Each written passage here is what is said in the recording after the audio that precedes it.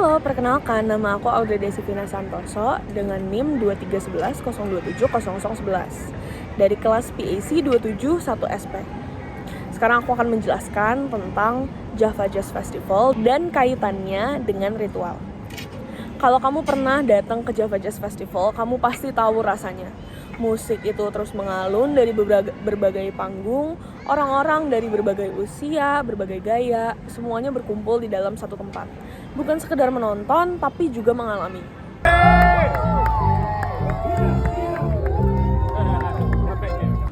Aku pernah mikir, kenapa ini rasanya bukan cuma kayak konser ya? Dan setelah baca performance studies dari Richard Schachner, aku sadar bahwa Java Jazz itu bukan sekedar festival. Ini adalah ritual modern. Dan aku akan menjelaskan dari sisi yang mungkin sebelumnya kamu gak pernah mikirin. Richard Schachner adalah tokoh besar dalam kajian performa. Dalam bukunya, ia menyatakan bahwa performa itu luas. Bisa berbagai teater, tari, olahraga, bahkan upacara politik. Tapi ada satu performa yang sangat tua dan mendasar, yaitu ritual. Ritual itu adalah tindakan yang diulang, penuh makna, dan melibatkan perubahan, baik secara psikologis maupun sosial. Ritual itu punya struktur. Yang pertama, pemisahan. Seseorang meninggalkan keadaan normalnya. Yang kedua, ada transisi. Masuk ke dalam ruang liminal, ruang antara. Yang ketiga, ada reintegrasi. Kembali ke dunia, tapi dalam keadaan yang sudah berubah. Nah, kalau kita lihat si Java Jazz nih, bukannya proses itu juga terjadi? Java Jazz itu dimulai dengan persiapan. Kita beli tiket, kita pilih outfit, kita ajak temen, bahkan kita sampai cuti kerja. Lalu kita masuk ke venue. Dan disitulah semuanya berubah. Suasananya, musiknya, energinya, kita masuk ke satu ruangan yang berbeda. Sebuah ruang suci yang modern. Disinilah konsep liminality dari Victor Turner masuk. Ruang liminal adalah ruang di antara. Kita bukan lagi menjadi diri kita yang sehari-hari, tapi juga belum menjadi sesuatu hal yang baru. Di Java Jazz kita masuk ke ruang ini, terbuka terhadap pengalaman baru, interaksi sosial yang cair, dan transformasi. Aku pribadi sih, aku datang ke Java Jazz sebagai individu, tapi pulang menjadi bagian dari sesuatu yang lebih besar, yaitulah kekuatan performa sebagai ritual. Di dalam ritual, Schachner juga melihat munculnya komunitas temporer. Ini bukan komunitas yang resmi-resmi banget ya, tapi ini komunitas emosional. Komunitas rasa lah ngomongnya. Di Java Jazz, kamu bisa berdiri di antara orang-orang asing, tapi tetap merasa terhubung aja. Kamu nyanyi bareng lagu Tompi, tepuk tangan setelah improvisasi solo saksofon, dan mungkin saling bantu cari spot nonton yang enak. Ini semua tuh bukan terjadi karena peraturan, tapi karena ada rasa kolektif.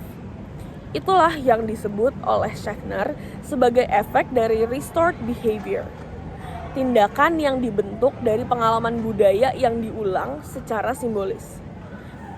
Gini deh, kalau kamu penggemar K-pop, kamu pasti tahu sensasi rasanya nonton konser K-pop. Ada mulai dari fanchan-nya,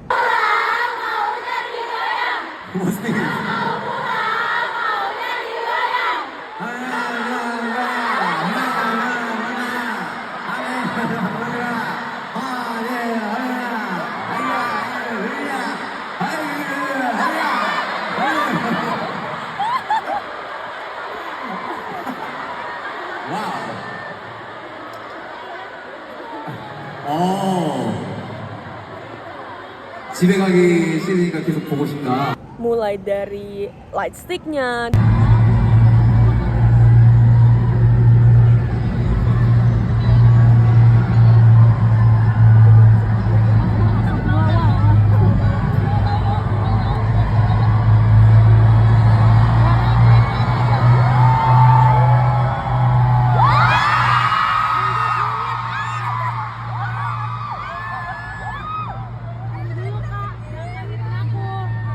dress code-nya, buat Aksha.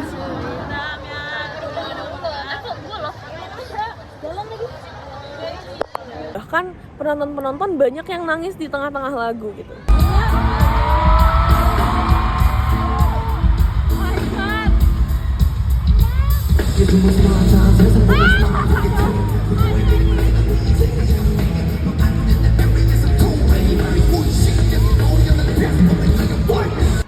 Semua itu punya struktur ritual yang sangat kuat.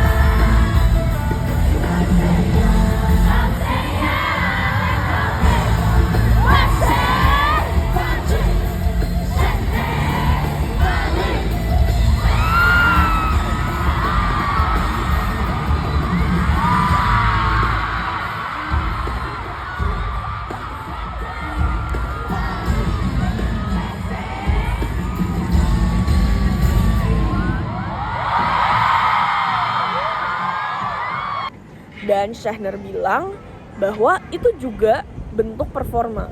Karena setelah kamu masuk ke ruang itu, kamu itu bukan cuma nonton aja, tapi kamu juga ikut tampil.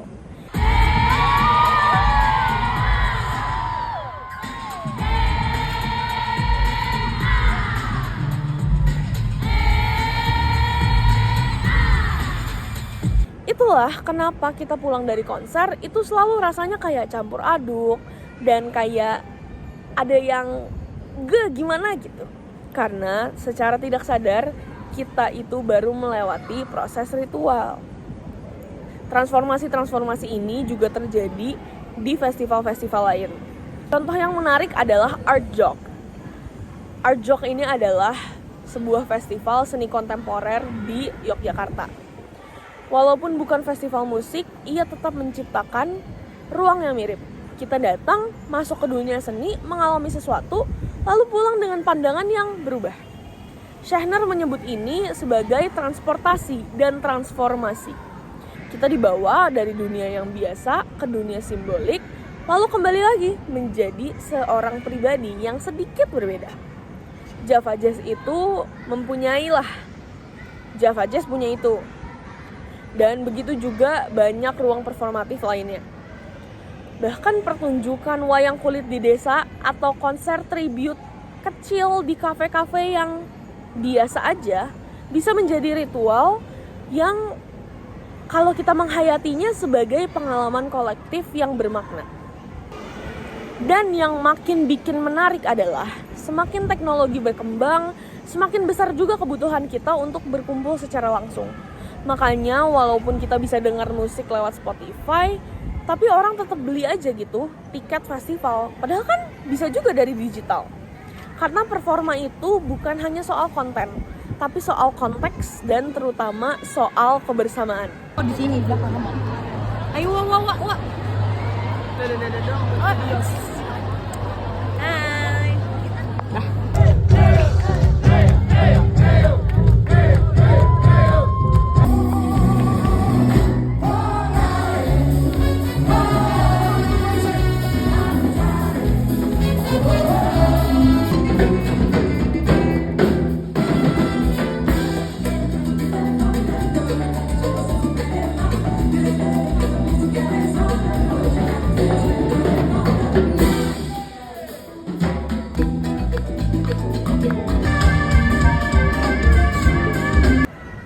Sama seperti orang dulu ke kuil atau ke gereja, kita juga butuh ruang untuk merasa hadir bersama orang lain.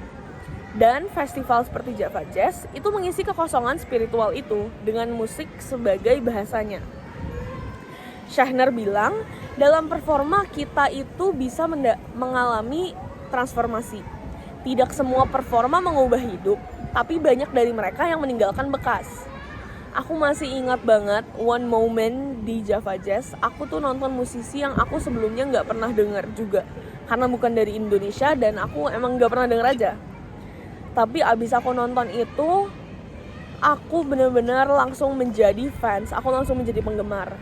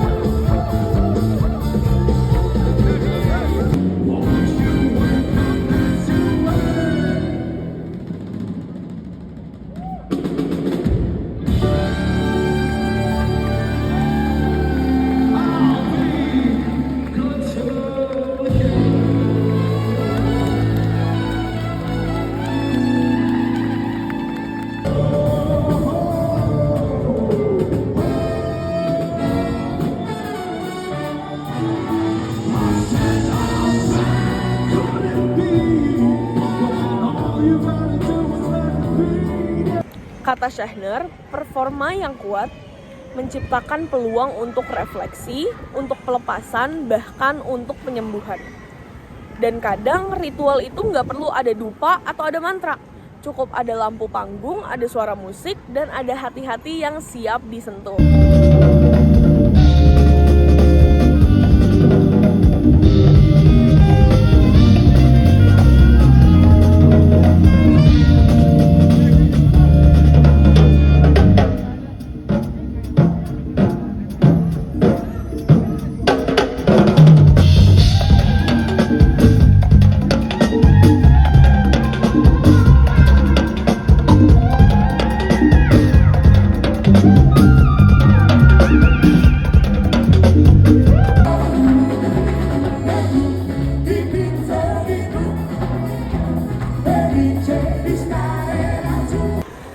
Kenapa sih penting untuk melihat Java Jazz seperti ini?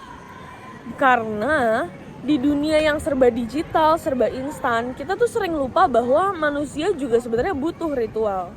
Butuh momen untuk berhenti, butuh momen untuk merasakan, butuh momen untuk terkoneksi. Java Jazz memberikan ruang itu. Sebuah pengalaman kolektif yang bermakna bukan cuma karena hiburannya ya, tapi juga sebagai ekspresi kemanusiaan. Jadi, kalau lain kali kalian datang ke festival musik, mungkin kalian bisa melihat ini dengan sedikit berbeda. Bukan cuma nonton, tapi juga ikut dalam sebuah peristiwa budaya. Kamu bukan hanya seorang penonton loh, kamu juga bagian dari sebuah ritual.